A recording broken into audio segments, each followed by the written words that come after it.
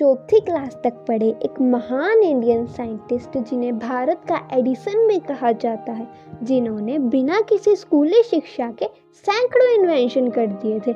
उन्होंने भारत की पहली इलेक्ट्रॉनिक मोटर बनाकर भारत में इंडस्ट्रियल रेवोल्यूशन ला दिया था। उन्होंने 2 सीटर पेट्रोल कार का भी निर्माण कर दिया था, जो सिर्फ 2000 रुपये में उपलब्ध थी। अंग्रेजों के समय के वो पहले अंतर्प्रवर्तक थे जिनके पास खुद की रोल्स रॉयस। इनके द्वारा बनी इलेक्ट्रिक रेजर को हिटलर ने 1936 में जर्मन साइंस एग्जीबिशन में बेस्ट इन्वेंशन की लिस्ट में 3rd प्राइज दिया था। वो सर गोपाल स्वामी दरई नायडू यानी GD नायडू हैं। वो अपनी इन्वेंशन के लिए पैटर्न हासिल करने वाले पहले भारतीय में से एक हैं। GD नायडू का जन्म 23 मार्च 1893 में तमिलनाडु के कोयम्बतूर से 26 किलोमीटर दूर कालंगन नाम के छोटे से गांव में हुआ। नायडू जब चौथी क्लास में थे, उनकी शरारतों से तंग आकर उनके पिता ने स्कूल छुड़वाकर उन्हें एक खेत में काम करने के लिए भेज दिया। एक दिन लैंगशर नामक अंग्रेज अधिकारी मोटरसाइकिल से नायडू के गांव आया। मोटरसाइकिल में कुछ खराबी थी। नायडू को कुछ फटे कपड़े और तेल लाने को कहा गया। नायडू लैंगशर को अपने बाइक की मरम्मत करता देख बहुत इम्प्रेस हुए और सोचने लगे, बिना किसी एक्सटर्नल फोर्स जैसे घोड़ों बैलों के यह मशीन आखिर चल कैसे रही है। मशीन के बारे में जानने की इच्छा उन्हें कोयम्बटूर ले गई। वहाँ कड़ी मेहनत कर उन्होंने 3 साल में 400 रुपये जोड़े और लैंगशर की बाइक खरीदने उसके पास चले गए।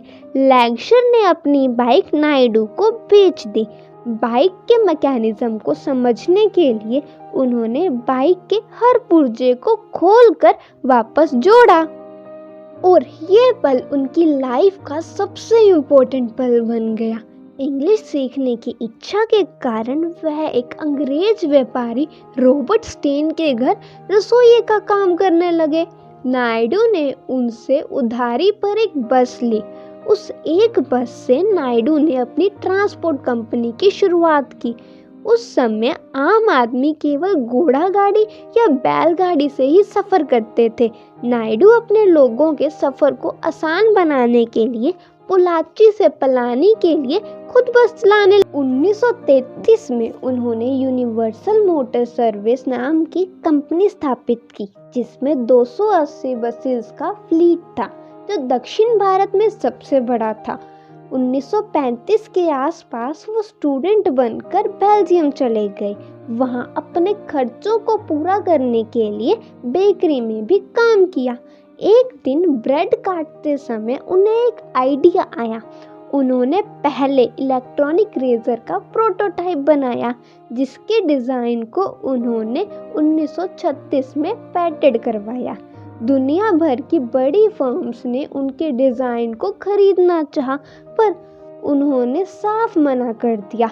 नायडू मेक इन इंडिया के स्ट्रॉन्ग सपोर्टर थे और अपनी इस इन्वेंशन को अपने देशवासियों को देना चाहते थे। हालांकि ब्रिटिशर्स ने उनके एम को पूरा ना होने के लिए इतने बाधाएं डाली कि वो अपने एम को पूरा नहीं कर सके।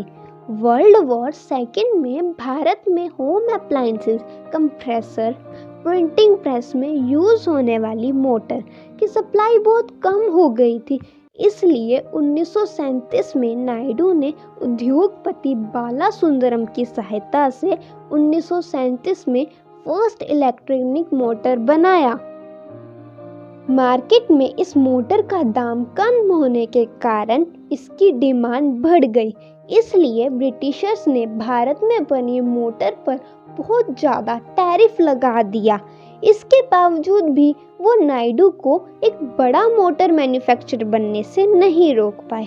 आज दुनिया के सबसे बड़ी मोटर मैन्युफैक्चरिंग यूनिट कोयम्बतूर में है, जिसका बीज GD नायडू ने बोया था। नायडू अपनी कोशिशों से खुद सीखने वाले इंसान थे, जिन्हें मिरेकल मैन और एडिसन ऑफ इंडिया के नाम से जाना जाता है। उनकी इन्वेंशन से कई प्रोडक्ट जैसे vote recording machine, juice extractor, coin operated phonograph, electronic calculator और 16 प्रोजेक्टर बनाने में मदद मिली, जिससे बहुत से लोगों को रोजगार मिला। यह एक चमत्कार ही है कि चौथी क्लास तक पढ़े नायडू एक inventor, agriculture researcher, industrialist, great administrator और ग्रेट एजुकेशनिस्ट बने। इन्होंने इंडिया का पहला polytechnic college Arthur Hope polytechnic की स्थापना की।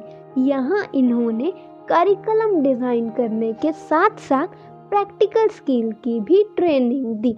Famous scientist sir CV Raman ने भी जीडी नायडू को जीनियस पर्सनैलिटी मानकर कहा था कि सर नायडू वास्तव में लाखों में एक हैं।